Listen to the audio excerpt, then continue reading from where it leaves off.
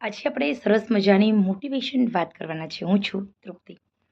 તમારા જીવનની અંદર એવી ઘણી બધી સમસ્યાઓ હશે, એવો ઘણો ખરાબ સમય હોય છે.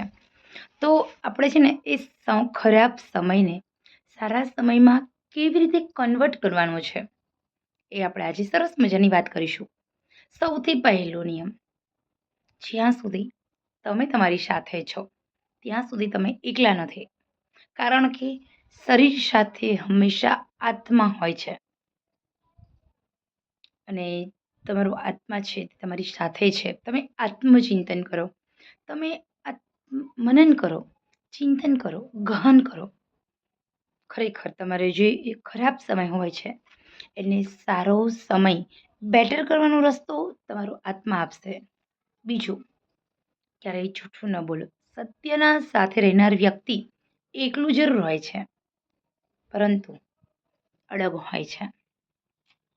સિક્કાની બે બાજુ સમાન. સુખ અને દુઃખ તો જીવનમાં આવ્યા કરે છે, પરંતુ જે વ્યક્તિ સત્ય સાથે છે એને નથી સુખની પરવા, નથી દુઃખની પરવા. એનું જીવન મસ્ત અવિરત વહેતા ઝરણા જેવું ખળખળ વહ્યા કરે છે. આ જીવન તમને એકદમ શીતળ લાગશે, શાંત લાગશે. અને ખરેખર આવું રીતે જો તમે જીવન જીવ્યા તો સમજી લો, તમારો જે વિરોધ કરે છે, તમારા વિરોધ કરનાર વ્યક્તિ છે, એ તમારું ગમે તેટલું ખરાબ બોલે છે, પરંતુ તમારા જીવનમાં કશી ફેર પડવાનો નથી. તમે સત્ય છો તો ક્યારેય કોઈ સામે તમારે જીવનને, તમારા શરીરની શરણાગતિ ન કરશો. અડગ રહો. સત્યનો હંમેશા વિજય થાય છે.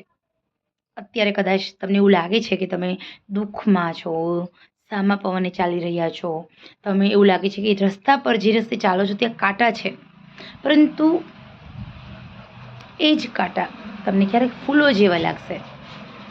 આત્મવિશ્વાસ કેળવો એટલે તમે આપોઆપ ખરાબ સમયને સારો બનાવી શકો છો. તૃપ્તિ ત્રિવેદીની નાનકડી એવી પોઝિટિવ વાત.